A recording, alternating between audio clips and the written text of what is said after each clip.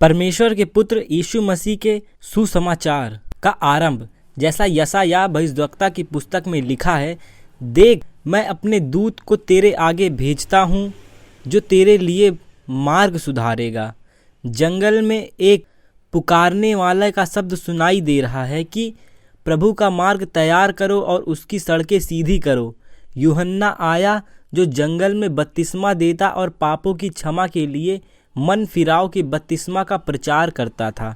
सारे यहूदियों प्रदेश के और यरूशलेम के सब रहने वाले निकलकर उसके पास गए और अपने पापों को मानकर यरदन नदी में उससे बपतिस्मा लिया।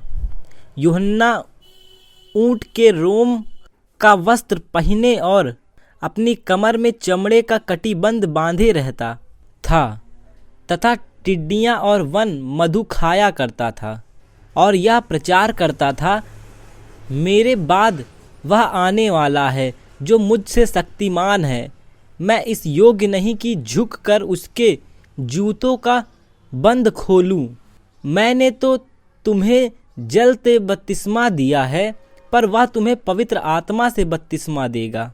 उन दिनों में यीशु ने गलील के नासरत से आकर यरदन में यूहन्ना से बपतिस्मा लिया, और जब वह जल से निकलकर ऊपर आया तो तुरंत उसने आकाश को खुलते और आत्मा को कबूतर के समान अपने ऊपर उतरते देखा, और यह आकाशवाणी हुई, तू मेरा प्रिय पुत्र है, तुझसे मैं प्रसन्न हूँ। तब आत्मा ने तुरंत उसको जंगल की ओर भेजा। जंगल में 40 दिन तक शैतान ने उसकी परीक्षा की और वह वन पशियों के साथ रहा और स्वर्गदूत उसकी सेवा करते रहे। यूहन्ना के पकड़ाने जाने के बाद यीशु ने गलील में आकर परमेश्वर के राज्य का सुसमाचार प्रचार किया और कहा, समय पूरा हुआ और परमेश्वर का राज निकट आ गया है। मन फिराओ और सुसमाचार पर विश्वास करो। गलील की झील के किनारे किनारे जाते हुए उसने शैतान और उसके भाई अंद्रियास को झील में जाल डालते देखा, क्योंकि वे मछुए थे। यीशु ने उनसे कहा, मेरे पीछे आओ, मैं तुमको मनुष्य के मछुए बनाऊंगा। वे तुरंत जालों को छोड़कर उसके पीछे हो लिए। कुछ आगे बढ़कर उसने जब्दी के पुत्र याकूब और उसके भाई यूहन्ना को नाव पर जालों को सुधारते देखा। उसने तुरंत उन्हें बुलाया। वे अपने पिता जब्दी को मजदूरों के साथ नाव पर छोड़कर उसके पीछे हो लिए। तब वे कफरनहूम में आए और वह तुरंत शब्द के दिन आराधनालयों में जाकर उपदेश करने लगा, और लोग उसके उपदेश से चकित हुए, क्योंकि वह उन्हें शास्त्रियों के समान नहीं परंतु अधिकारियों के समान उपदेश देता था। उसी समय उसने आराधनालय में एक मनुष्य था जिसमें एक अशुद्ध आत्मा थी। उसने चिल्लाकर कहा, हे यीशु नासरी, हमें तुझसे क्या काम?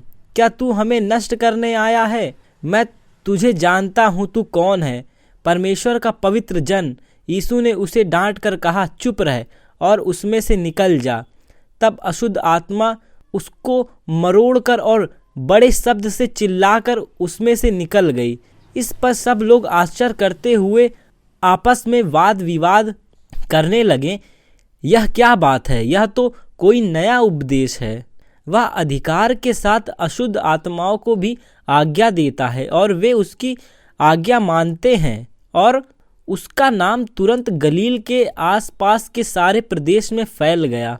वह तुरंत आराधनालय में से निकलकर याकूब और यूहन्ना के साथ शमौन और अंद्रियास के घर आया। शमौन की सांस ज्वार से पीड़ित थी और उन्होंने तुरंत उसके विषय में उससे कहा। तब उसने पास जाकर उसका हाथ पकड़ के उसे उठाया और उसका ज्वार उतर गया और वह उसकी सेवा टहल करने लगी। संध्या के समय जब सूर्य डूब गया था तो लोग सब बीमारों को और उन्हें जिसमें दुष्ट आत्माएं थी उसके पास लाए, और सारा नगर द्वार पर इकट्ठा हुआ। उसने बहुतों को जो नाना प्रकार की बीमारियों से दुखी थे चंगा किया, बहुत सी दुष्ट आत्माओं को निकाला और दुष्ट आत्माओं को बोलने ना दिया, क्योंकि वे उसे पहचानती थी। भोर को दिन निकलने से बहुत पहले वह उठकर निकला और एक जंगली स्थान में गया और वहां प्रार्थना करने लगा। तब शमौन और उसके साथी उसकी खोज में गए। जब वह मिला तो उससे कहा, सब लोग तुझे ढूंढ रहे हैं। उसने उनसे कहा, आओ हम और कहीं आसपास की बस्तियों में जाएं कि मैं वह भी प्रचार करूं, क्योंकि मैं इसीलिए निकला हूं। अंत वह सारे गलील में उनके आराधनालयों में जा जाकर प्रचार करता और दुष्ट आत्माओं को निकालता। एक कोढ़ी उसके पास आया, उससे विनती की और उसके सामने घुटने टेककर उससे कहा, यदि तू चाहे तो मुझे शुद्ध कर सकता है। उसने उस पर तरस खाकर हाथ बढ़ाया और उसे छू कर कहा, मैं चाहता हूँ तू शुद्ध हो जा। और तुरंत उसका कोढ़ जाता रहा और वह शुद्ध हो गया। तब उसने उसे चिताकर तुरंत विदा किया और उससे कहा, देख, किसी से कुछ मत कहना, परंतु जाकर अपने आप को याजक को दिखा और अपने शुद्ध होने के विषय में जो कुछ मूसा ने ठहराया है उसे भेंट चढ़ा कि उन पर गवाही हो। परंतु वह बाहर जाकर इस सब बात का बहुत प्रचार करने और यहाँ तक फैलाने लगा कि यीशु फिर खुल्लम खुल्ला नगर में ना जा सका, परंतु बाहर जंगली स्थानों में रहा और चारों ओर से लोग उसके पास आते रहे। कई दिन के बाद वह फिर कफरनहूम में आया और सुना गया कि वह घर में है। फिर इतने लोग इकट्ठा हुए कि द्वार के पास भी जगह नहीं थी और वह उन्हें वचन सुना रहा था। और लोग एक लकवे के रोगी को 4 मनुष्यों से उठवाकर उसके पास ले आए, परंतु जब वे भीड़ के कारण उसके निकट न आ सके तो उन्होंने उस छत को जिसके नीचे वह था खोल दिया। और जब वे उसे उघेड़ चुके तो उस खाट को जिस पर लकवे का रोगी पड़ा था लटका दिया। यीशु ने उनका विश्वास देखकर उस लकवे के रोगी से कहा, हे पुत्र, तेरे पाप क्षमा हुए। तब कई शास्त्री जो वहाँ बैठे थे अपने अपने मन में विचार करने लगे, यह मनुष्य क्यों ऐसा कहता है? यह तो परमेश्वर की निंदा करता है। परमेश्वर को छोड़ और कौन पाप क्षमा कर सकता है? यीशु ने तुरंत अपनी आत्मा में जान लिया कि वे अपने अपने मन में ऐसे विचार कर रहे हैं और उनसे कहा, तुम अपने अपने मन में यह विचार क्यों कर रहे हो? सहज है क्या लकवे के रोगी से यह कहना कि तेरे पाप क्षमा हुए, या कहना कि उठ, अपनी खाट उठा और चल फिर? परंतु जिससे तुम जान लो कि मनुष्य के पुत्र को पृथ्वी पर पाप क्षमा करने का भी अधिकार है, उससे उस लकवे के रोगी से कहा, मैं तुझसे कहता हूँ, उठ, अपनी खाट उठाकर अपने घर चला जा। वह उठा और तुरंत खाट उठाकर सबके सामने से निकलकर चला गया। इस पर सब चकित हुए और परमेश्वर की बड़ाई करके कहने लगे, हमने ऐसा कभी नहीं देखा। वह फिर निकलकर झील के किनारे गया और सारी भीड़ उसके पास आई और वह उन्हें उपदेश देने लगा। जाते हुए उसने हलफाई के पुत्र लेवी को चुंगी की चौकी पर बैठे देखा और उससे कहा, मेरे पीछे हो ले, और वह उठकर उसके पीछे हो लिया। जब वह उसके घर में भोजन करने बैठे तब बहुत से चुंगी लेने वाले और पापी यीशु और उसके चेलों के साथ भोजन करने बैठे, क्योंकि वे बहुत से थे और उनके पीछे हो लिए थे। शास्त्रियों और फरीसियों ने यह देखकर कि वह तो पापियों और चुंगी लेने वालों के साथ भोजन कर रहा है, उसके चेलों से कहा, वह तो चुंगी लेने और पापियों के साथ खाता पीता है। यीशु ने यह सुनकर उनसे कहा, भले चंगों को वैद्य की आवश्यकता नहीं, परंतु बीमारों को है। मैं धर्मियों को नहीं परंतु पापियों को बुलाने आया हूँ। यूहन्ना के चेले और फरीसी उपवास करते थे, अतः उन्होंने आकर उससे क्या कहा, यूहन्ना के चेले और फरीसियों के चेले क्यों उपवास करते हैं, परंतु तेरे चेले उपवास नहीं करते?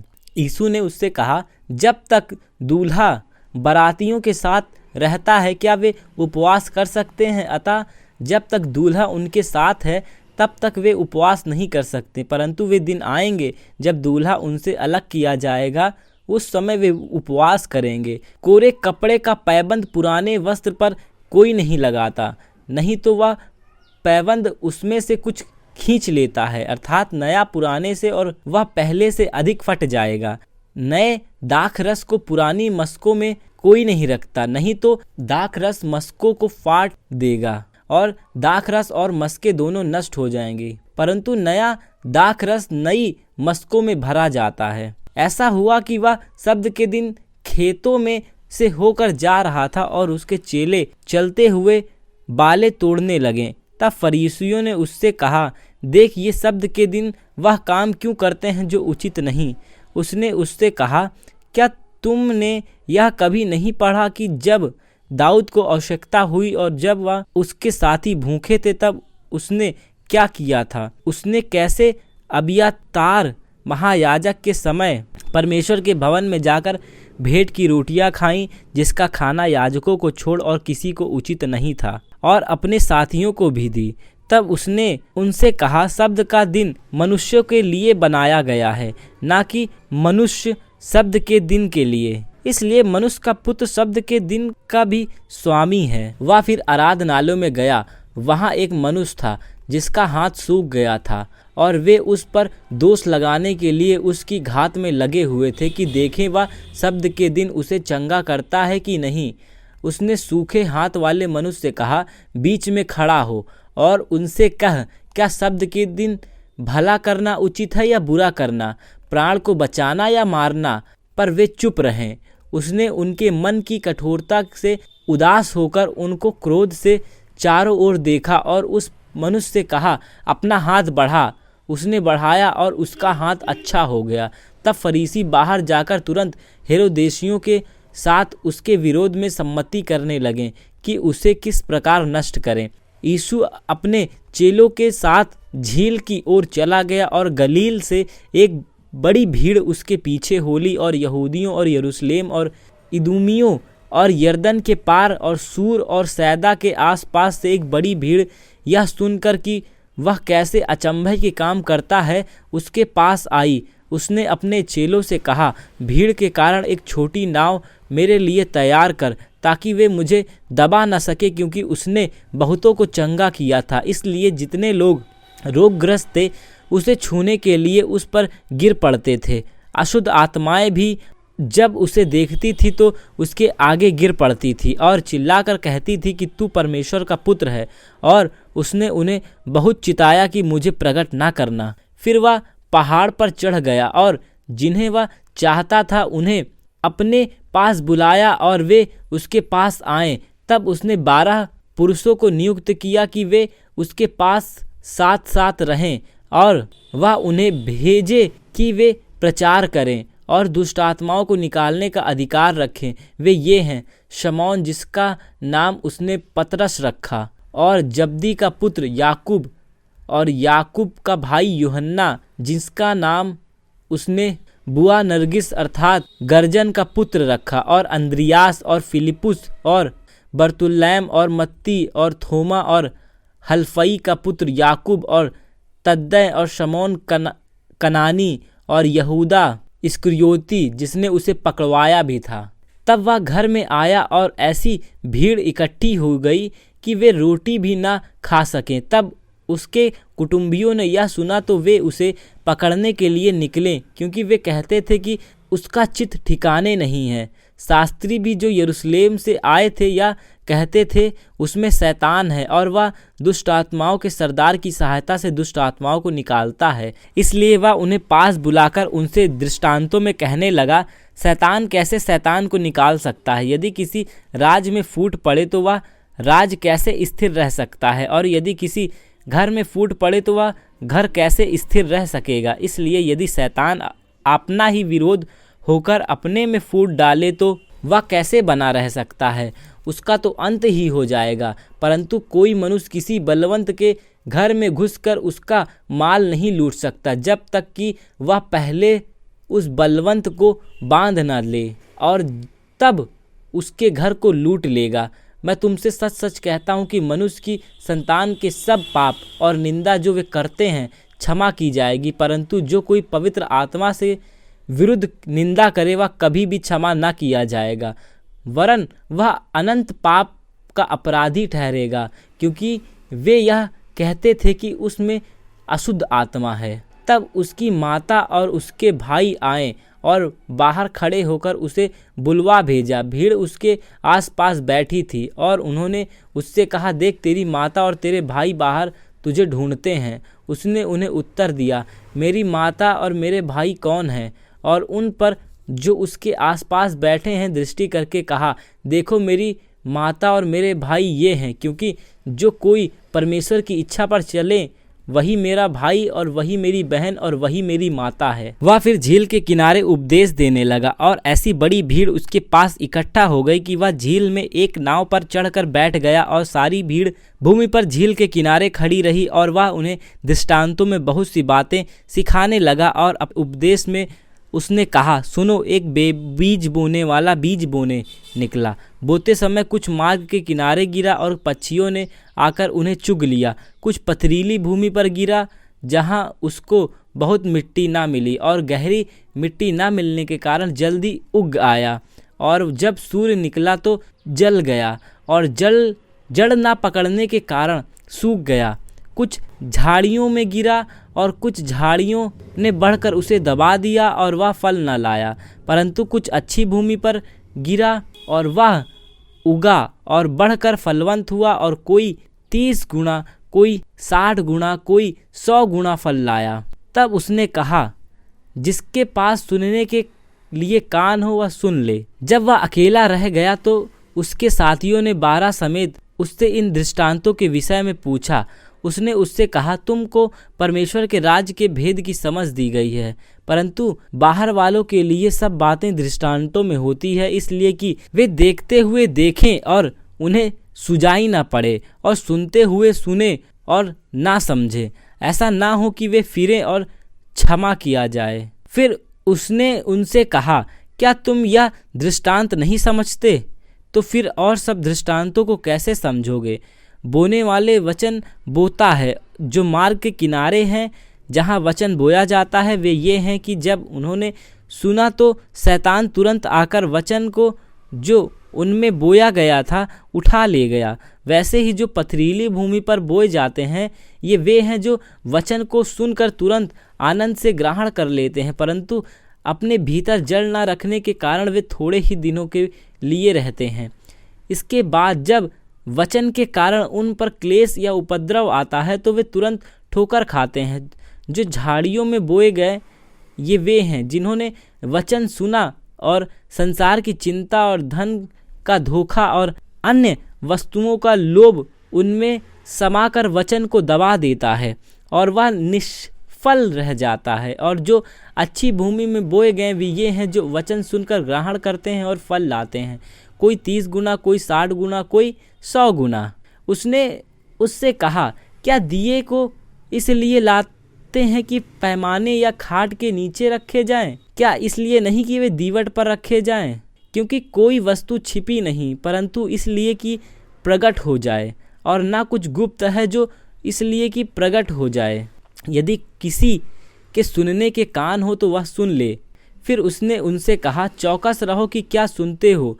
जिस नाप से तुम नापते हो उसी नाप से तुम्हारे लिए नापा जाएगा और तुमको अधिक दिया जाएगा, क्योंकि जिसके पास है उसको दिया जाएगा और जिसके पास नहीं है उससे वह भी जो है उसके पास ले लिया जाएगा।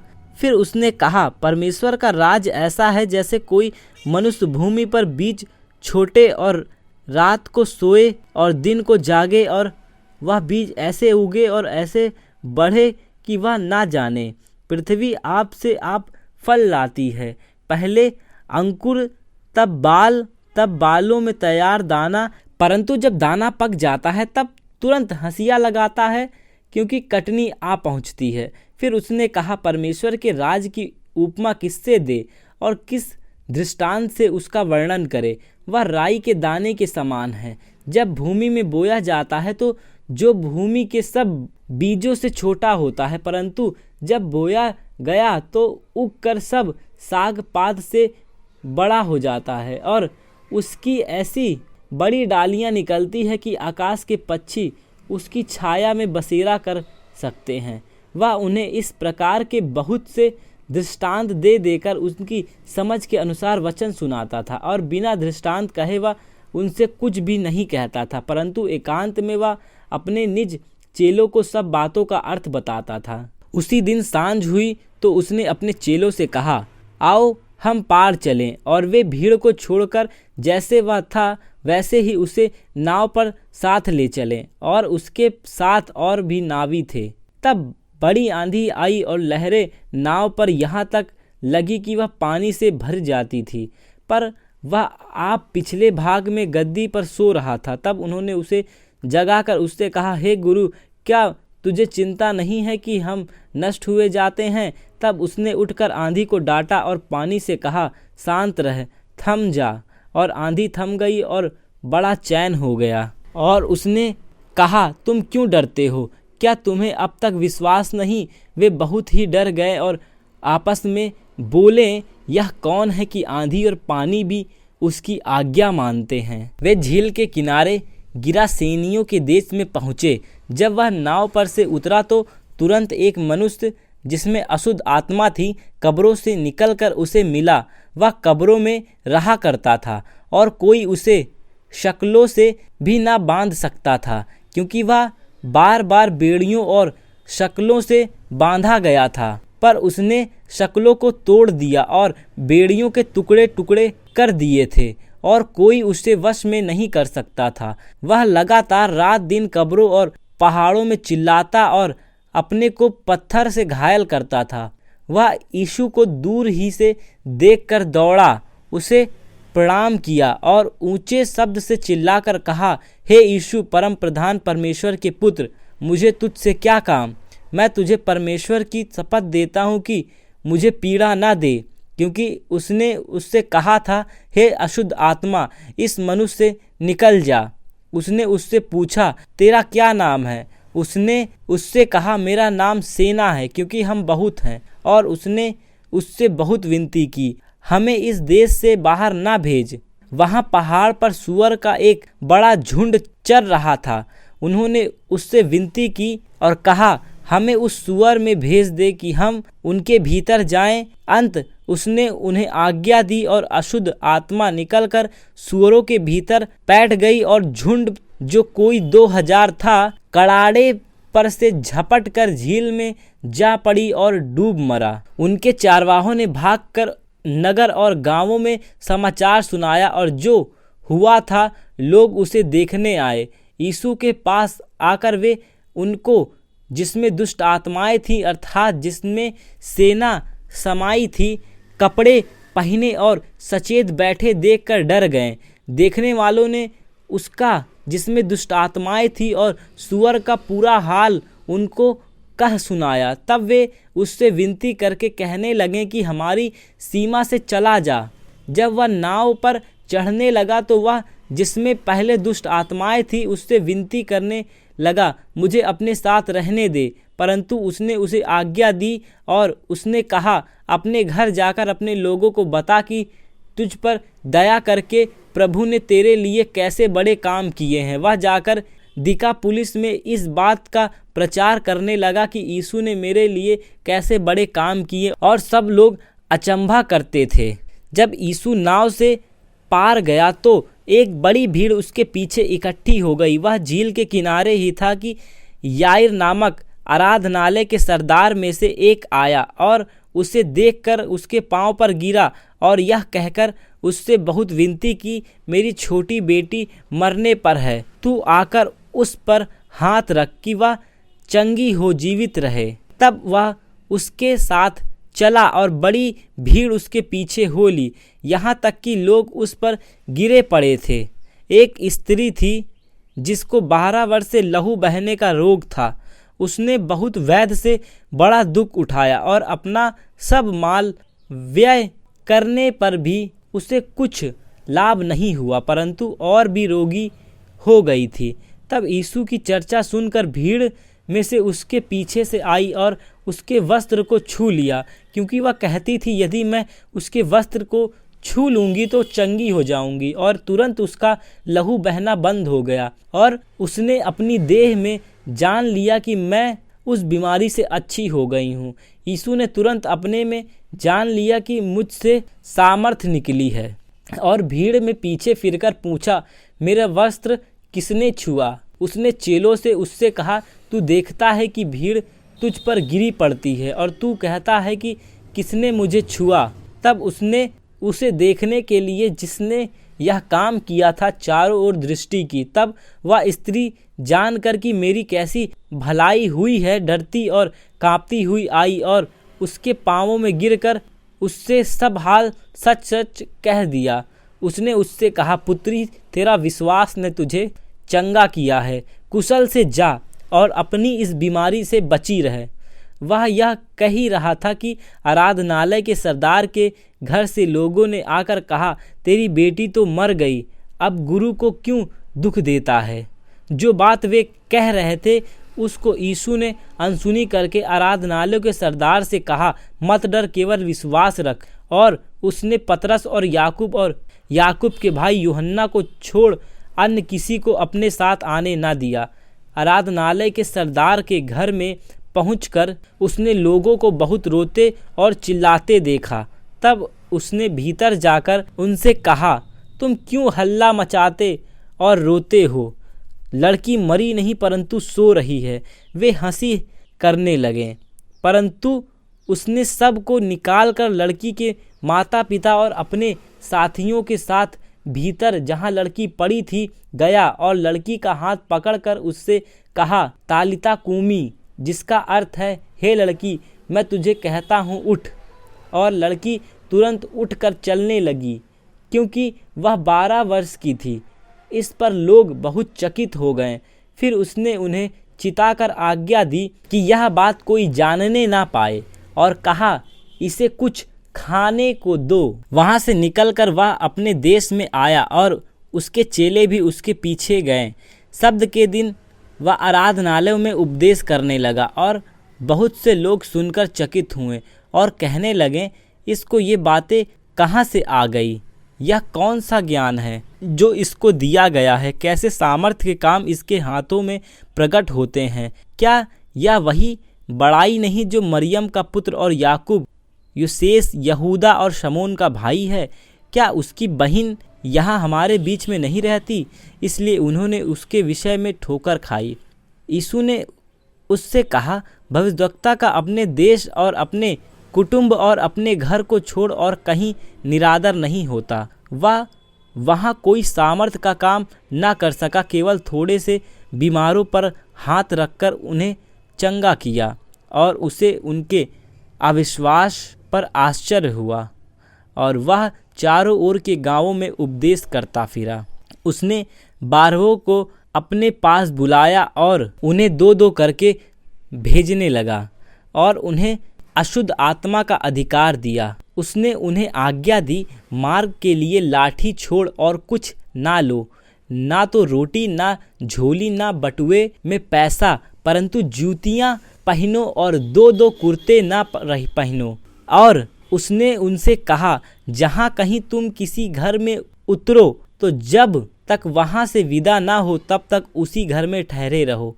जिस स्थान के लोग तुम्हें ग्रहण ना करें और तुम्हारी ना सुने, वहाँ से चलते ही अपने तलवों की धूल झाड़ डालो कि उन पर गवाही हो। तब उन्होंने जाकर प्रचार किया कि मन फिराओ और बहुत सी दुष्ट आत्माओं को निकाला और बहुत से बीमारों पर तेल मलकर उन्हें चंगा किया। हेरोदेस राजा ने भी उसकी चर्चा सुनी, क्योंकि उसका नाम फैल गया था और उसने कहा, यूहन्ना बपतिस्मा देने वाला मरे हुओं में से जी उठा है, इसीलिए उसने ये सामर्थ के काम प्रकट होते हैं। अन्य लोगों ने कहा, यह एलिय्याह है, परंतु कुछ अन्य ने कहा, भविष्यद्वक्ता या भविष्यद्वक्ताओं में से किसी के एक समान है।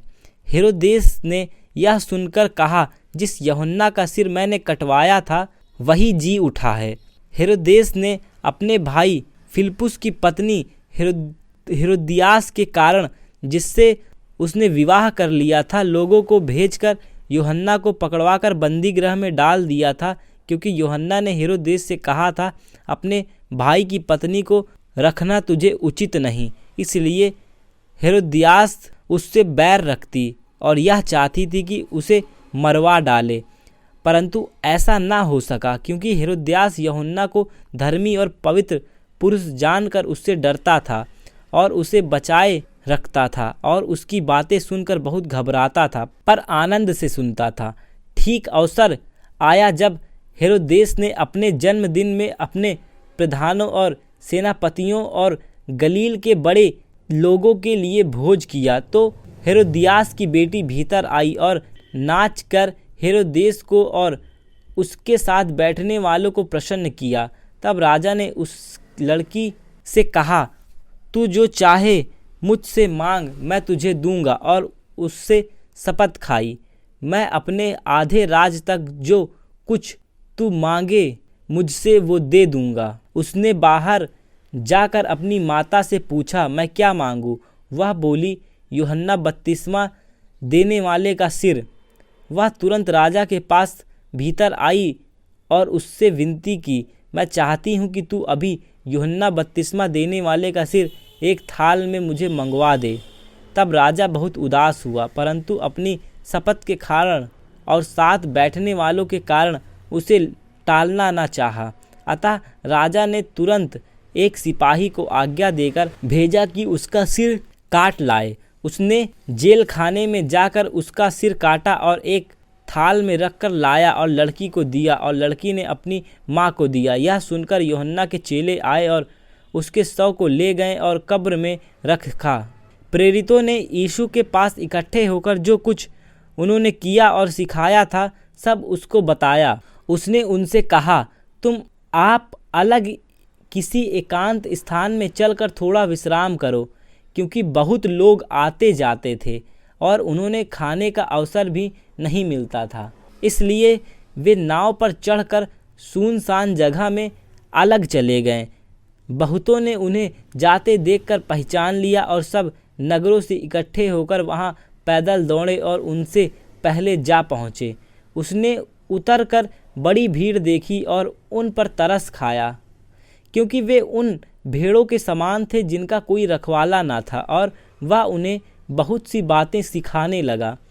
जब दिन बहुत ढल गया तो उसके चेले उसके पास आकर कहने लगे, यह सुनसान जगह है और दिन बहुत ढल गया है, उन्हें विदा कर कि चारों ओर के गांवों और बस्तियों में जाकर अपने लिए कुछ खाने को मोल ले। उसने उत्तर दिया, तुम ही उन्हें खाने को दो। उन्होंने उससे कहा, क्या हम 100 दिनार की रोटियां मोल लें और उन्हें खिलाएं?